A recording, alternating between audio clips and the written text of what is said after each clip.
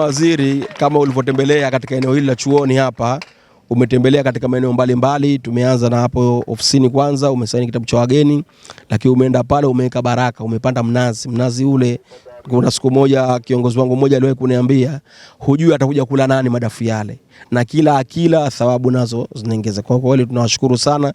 Lakini pia katika chuo hichi mmetembea katika maeneo mbalimbali, mmejionea masuala ya ujasiriamali huu ambao tumeweka wa kilimo, na leo umevuna mahindi.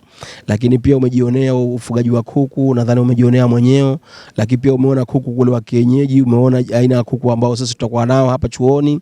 Lakini pia umejionea mambo mbalimbali ambao vijana ambao wanayafanya hapa chuoni kwetu. Sisi kama uongozi wa umoja wa vijana chini ya mwenyekiti wetu Mohamed Kawaida MCC, mjumbe wa kamati kuu, anakupongeza sana kwa uamuzi wako wa kuja hapa, na nyote watu wawili ametuambia tuwape salamu zake.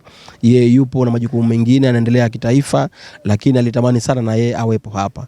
Lakini uongozi wa umoja wa vijana kupitia kamati ya utekelezaji ya Baraza Kuu la CCM Taifa, nao pia unaungana na sisi katika eneo hili, kwa maana nyinyi viongozi wetu mnatunga mkono vizuri, na sisi kwa kweli tutawapigania popote mlipo kwa maslahi ya chama chetu.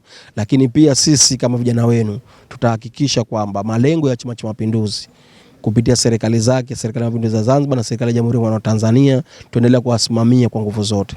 Lakini amani na utulivu katika nchi yetu pia nayo tutaisimamia kwa nguvu zetu zote, ili tuendelee kuishi na amani, lakini pia watu waendelee kufanya shughuli zao mbalimbali.